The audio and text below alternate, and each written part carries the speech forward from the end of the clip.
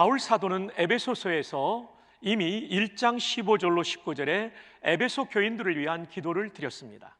그리고 오늘 본문 에베소 3장 14절로 21절에 또 한 번 에베소 교회를 위한 기도를 드리고 있습니다. 바울은 기도하면서 기도를 듣는 대상이신 하나님을 이렇게 부르고 있습니다. 이 하나님은 어떤 분이냐면 하늘과 땅에 있는 각 족속에게 이름을 주신 아버지, 하늘과 땅에 있는 각 족속을 만드셨을 뿐만 아니라 이름을 지어, 여러분 이름을 지을 때는 배를 만들어 이름을 지을 때 배의 이름의 명명식도 지은 사람이 이름을 붙이잖아요. 이것처럼 하나님께서 각 족속에게 이름을 주었다는 얘기는 모든 인류를 만드셨다는 얘기입니다. 그리고 그분이 창조하실 뿐만 아니라 지금도 통치하시는 만왕의 왕이라는 뜻이죠. 그분께 지금 기도하고 있다는 것입니다. 창조주이시며 만왕의 왕이신 하나님, 하시고자만 하시면 못하실 것이 없는 전능하신 하나님께 과연 그는 어떤 기도를 드리고 있을까요? 이 기도를 통해 우리는 우선되는 기도 제목이 무엇인가, 바울의 관심사항이 무엇이었는가를 우리는 배우게 될 것입니다. 첫째, 그의 기도의 가장 우선되는 제목은 속 사람을 강건케 하소서. 그는 만왕의 왕께 다른 기도보다 먼저 하는 것, 그가 요청하고 싶은 것이 많이 있었겠지만 에베소 교회를 위해서 제1번으로 기도한 것은 하나님이시여 에베소 교회 성도들의 속사람을 강건케 해주십시오. 이것이 16절에 나오죠. 너희 속사람을 능력으로 강건하게 하시오며. 여기서 속사람은 무엇을 가리킵니까? 겉사람에 반대되는 것이죠. 겉사람은 육체라면 속사람은 마음이고 영혼이라고 말할 수 있습니다. 그래서 이 말씀에 이어지는 다음 절인 17절에서 이 속사람을 마음이라고 표현하고 있는 것입니다. 하나님, 이 에베소 교회 성도들의 마음, 그 영혼이 강건하게 해주십시오. 이것이 바울의 우선되는 기도 제목이었습니다. 우리는 육신의 건강에는 관심이 많지만 영혼의 건강에는 그다지 관심을 가지지 않는 경우가 많습니다. 겉치장은 하는데 속치장은 하지 않습니다. 몸치장은 하는데 마음치장은 하지 않습니다. 그러나 아십니까? 마음이 얼마나 중요한 것인가? 마음이란 무엇인가? 하나님께서 일하시는 사람의 최고의 중심부이며 신앙생활과 도덕적 행위가 결정되는 것이 이 마음이며 또 감정과 지식과 의지의 자리입니다. 이게 마음입니다. 그 유명한 키텔 사전의 내용입니다. 그러므로 마음이 죽으면 다 죽어버리는 거죠. 마음이 변질되면 내 인생이 다 변질되는 거죠. 반대로 마음이 살면 다 살아나는 것입니다. 마음이 부흥되면 내 인생이 다 부흥되는 것입니다.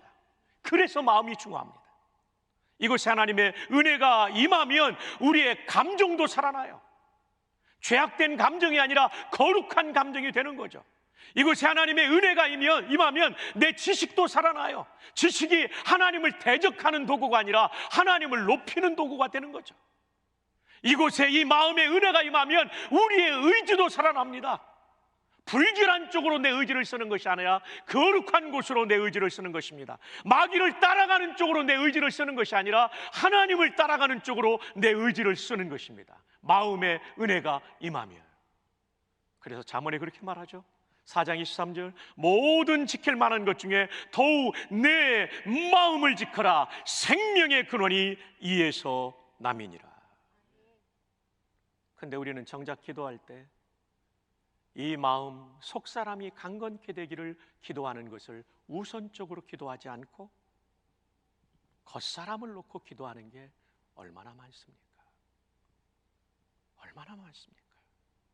세상적인 물질적인 것에 우리의 마음을 다 빼앗겨버리고 기도조차도 이것에 빼앗길 때가 얼마나 많이 있냐는 말입니까? 부디 여러분의 기도에 속사람을 강건케 하여 주시옵소서.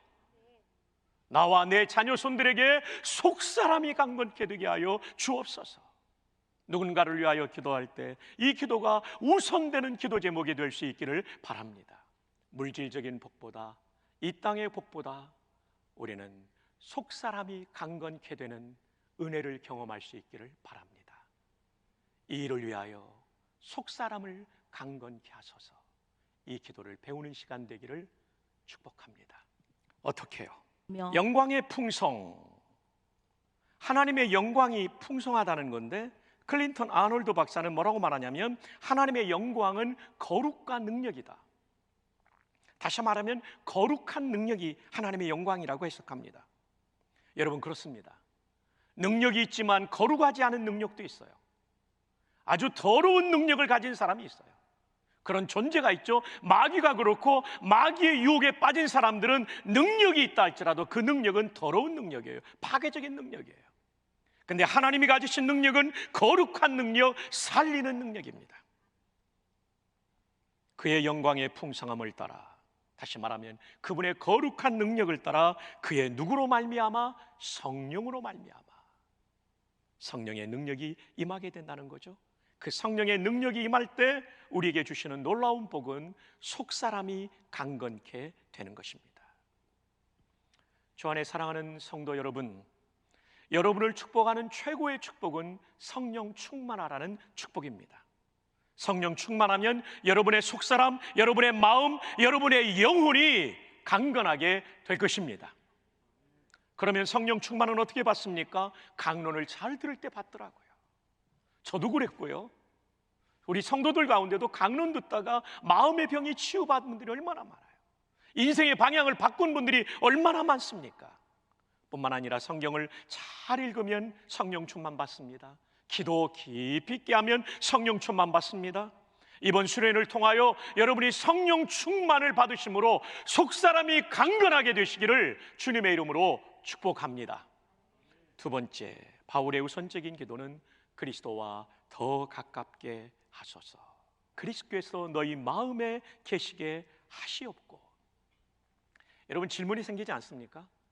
이미 예수님을 내가 구주로 모셨기 때문에 내 마음에 예수님이 계시는데, 아니 에베소 교회는 이미 예수 믿는 사람들인데 왜 너희 마음에 그리스도께서 계시게 하시옵고라는 기도를 하는가? 여기에 대해서 클린턴 아놀드 박사는 이미 마음에 모신 예수님과 더 가까워지도록 기도하고 있다는 것입니다. 한 걸음 더 나아가 이분은 이렇게 해석하십니다. 그리스도께서 성도의 마음에 주인 되어서 다스리게 해주십시오. 이게 주님과 더 가까워지는 것입니다. 많은 성도, 많은 하나님의 사람들의 문제는 뭐냐면 예수님을 구주로는 믿었지만, 세이비어로는 믿었지만 The Lord, 주님으로는 믿지 않는다는 것입니다. 이것이 그리스도와 더 가까워지는 삶을 가로막고 있다는 것입니다. 입으로는 예수님을 주님이라고 부르지만 실제 삶은 내가 주인 되어 살기 때문에 그리스도와 더 가까워지지 못하는 거죠. 묻습니다. 여러분은 예수님을 진정으로 여러분의 주인으로 믿으십니까? 그리고 그분의 말씀에 순종하고 계십니까? 그렇지 않다면 여러분은 주님과 멀리 사는 거예요. 내 안에 주님을 모시고 살지만 주님을 무시하고 내가 주인 노릇하고 주님과 먼 거리를 유지하고 사는 그런 삶을 살고 있다는 거죠. 지금 바울은 이것을 기도하고 있는 겁니다. 에베소 교회 성도가 예수님을 구주로 믿을 뿐만 아니라 주님으로 믿게 해 주십시오. 주님의 통치를 받게 해 주십시오. 여러분, 믿음이란 무엇입니까? 히브리서 11장 6절에 믿음이 없이는 하나님을 기쁘시게 하지 못하나니. 그렇습니다. 하나님의 영광을 우리가 입에 노래처럼 달고 살지만 하나님의 영광을 위해 산다는 것은 믿음으로 사는 거예요. 그럼 그 믿음은 무엇입니까? 하나님께 나아가는 자는 반드시 그가 계신 것과 삼위일체 하나님이 오늘도 살아계시고 이 역사를 통치한다는 것을 믿는 거죠. 또한 그가 자기를 찾는 자들에게 상 주시는 이심을 믿어야 할지니라. 상 주시는 이라는 얘기는 무슨 뜻입니까? 그분이 이 역사의 주인, 내 인생의 주인이라는 얘기예요. 상을 준다는 얘기는 무슨 뜻입니까? 그분이 주인 되시고 그분의 주권적 통치가 이루어지는 것을 믿는다는 겁니다. 진짜 믿음은 무엇입니까? 하나님이 살아계실 뿐만 아니라 내 인생의 주권자, 내 인생의 주인이라고 믿고 고백하고 그렇게 순종하며 사는 것입니다.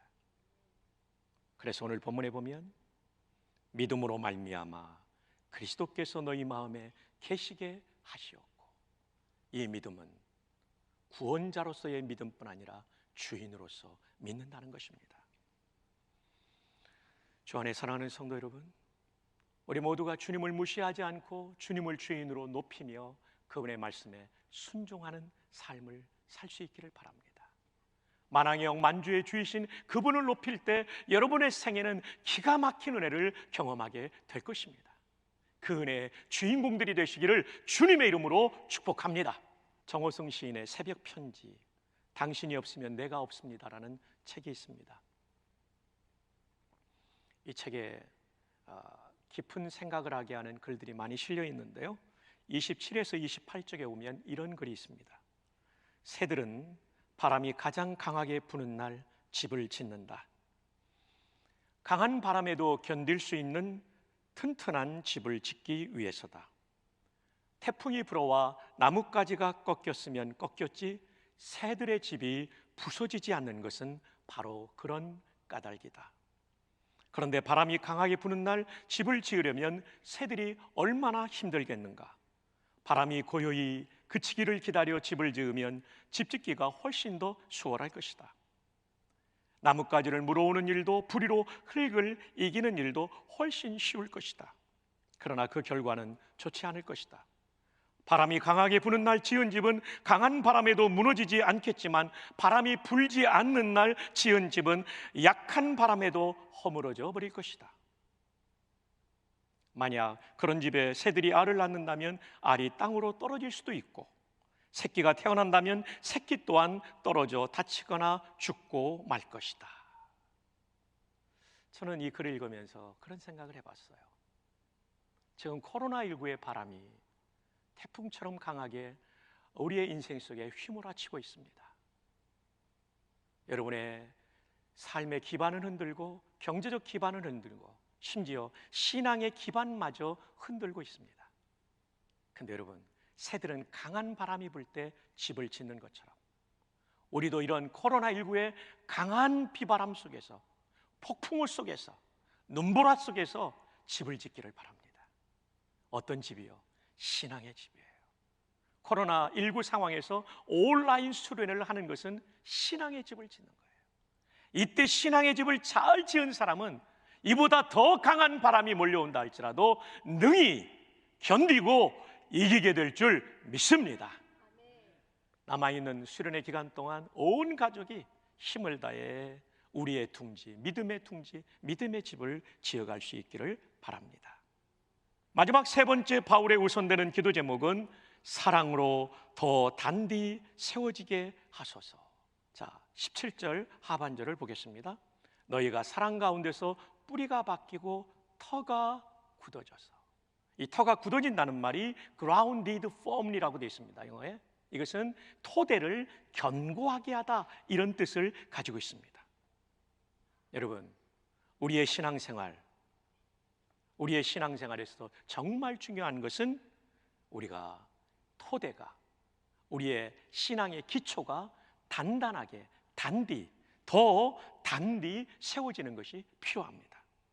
그런데 여러분, 이 단디 채워지는 것은 어디에서 옵니까? 에베소 3장 17절을 다시 본다면 믿음으로 말미암아 그리스도께서 너희 마음에 계시게 하시옵고 너희가 사랑 가운데서 뿌리가 박히고 터가 굳어져서. 우리의 신앙의 토대를 단단하게 하는 것은 사랑입니다. 이 사랑은 누구의 사랑을 가리킬까요? 18절에 답을 찾을 수 있겠습니다. 성도들이 함께 지식에 넘치는 그리스도의 사랑을 알고. 예수 그리스도의 사랑은 지식으로 알 수 없는 것입니다.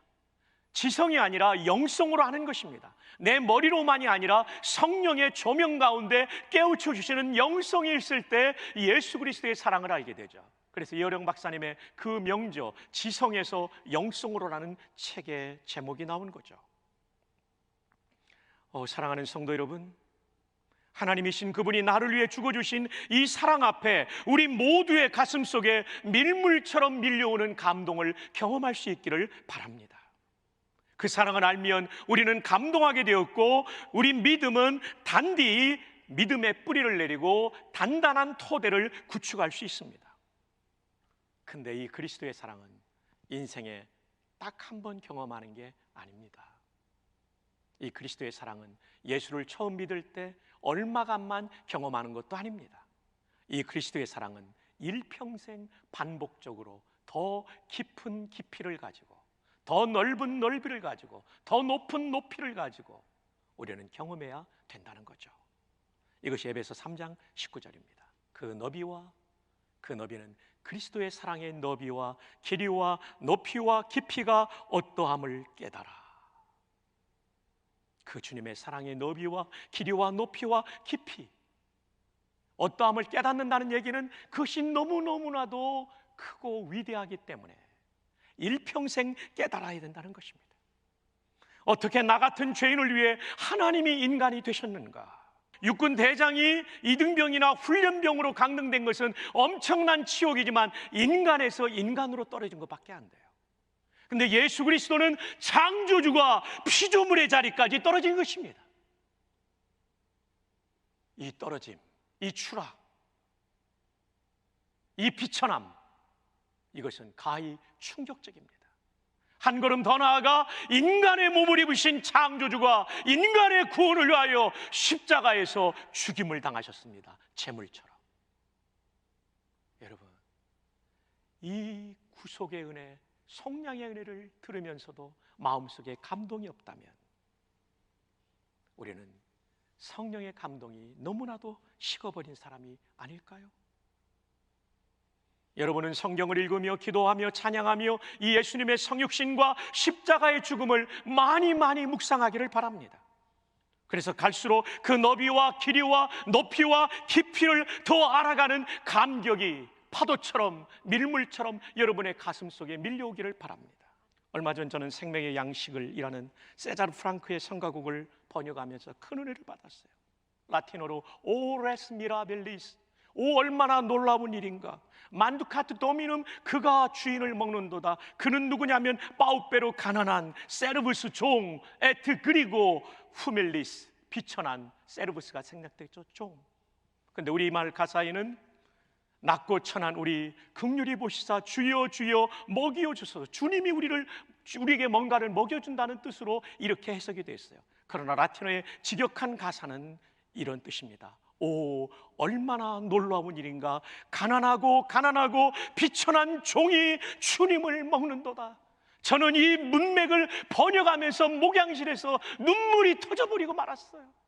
세상에 어떤 종교가 신이 인간을 위해서 희생했단 말입니까? 그러나 오직 기독교만은 신이신 예수 그리스도가 인간의 몸을 입고 와 우리를 위하여 희생하여 우리를 구원해 주신 것입니다. 어떻게 우리가 감격하지 않을 수 있어요? 십자가의 감격이 예수 믿을 때 달랑 몇 년이라고? 아니에요. 우리 일평생 그 길이와 너비와 높이와 깊이를 호흡이 닿는 그날까지, 심장에 뜨거운 피가 식는 그날까지 우리가 경험하고 그 주님을 높여야 되지 않을까요? 그럴 때 신앙의 뿌리가 든든해지는 거죠. 신앙의 집이 든든하게 세워지는 거죠. 이번에는 에베소서를 강의하면서 성부 하나님이 우리를 구원하신 것이 창조 이전부터라는 게 그렇게 절절히 가슴에 감사하더라고요. 나를 누가 알아주기도 전에 주님이 나를 알아주신 거죠. 얼마나 감사한지. 마귀의 속박에 있었던 나, 지옥에 들어갈 나를 속량하기 위해서 그의 피로 말미암아 속량과 죄사함을 받았다. 또 하나는 성령님의 인치심의 사역이 그렇게도 마음에 와닿더라고요. 내가 하나님도 알지 못하고 예수님도 알지 못하고 멸망을 향해 달려가고 있을 때 주권적으로 성령께서 내 마음에 믿음을 불어넣어 주시고 내 안에 내주, 내 안에 거주하심으로 말미암아 내가 하나님의 자녀라는 것을 인쳐주신, 도장 찍어주시고 확인해 주신 이 놀라운 은혜, 어찌 우리가 그 사랑 앞에 몇 년만 감격할 수 있단 말입니까? 이렇게 구원의 감격은 무궁무진한 것입니다. 우리의 일평생 더 많이 그리스도의 사랑의 너비와 길이와 높이와 깊이를 알아갈 수 있기를 바랍니다. 하나님의 모든 충만하신 것, 클린턴 아놀드 박사는 신약에서 하나님의 모든 충만하신 것은 바로 성령 충만이라고 단도직입적으로 해석합니다. 하나님의 모든 충만하신 거 다른 거 생각하지 마세요. 성령 충만이에요. 성령 충만. 예수님의 사랑의 너비와 길이와 높이와 깊이를 알아가는 사람은 반드시 성령 충만을 받게 될 것입니다. 이제 바울 사도는 마지막으로 하나님께 찬송을 올려드립니다. 우리가 구하거나 생각하는 모든 것에 더 넘치도록 하시는 하나님, 그렇습니다. 우선적인 기도 제목 가지고 기도하면 차선의 기도 제목도 너희는 먼저 그의 나라와 그의 일을 구하라. 그리하면 이 모든 것을 너희에게 더하시리라. 기도의 제목을, 순서를 바꾸십시다. 물질적인 것, 이 땅에 필요한 것은 넘버 2예요. 넘버 1의 기도 제목은 오늘 드린 말씀이에요. 자, 우선과 차선의 기도 제목 첫 번째, 속사람을 강건케 하소서. 결론입니다. 속사람을 강건케 하소서. 두 번째, 예수 그리스도와 더 가깝게 하소서. 믿음으로 말미암아. 무슨 얘기예요? 살아계심과 주되심을 인정하며 순종하는 거예요. 세 번째, 예수님 사랑, 나의 그리고 자녀의 믿음의 집, 믿음의 나무가 더 단디 세워질 수 있도록 인도해 주옵소서. 이것이 우선되는 기도 제목이고, 그런 기도를 할 때 우리 삶에 하나님의 진정한 복이 충만할 것입니다. 주님이 꿈꾸신 교회의 기도 제목은 바로 이것입니다. 이렇게 기도하고 이렇게 사는 우리 되기를 주님의 이름으로 축복합니다.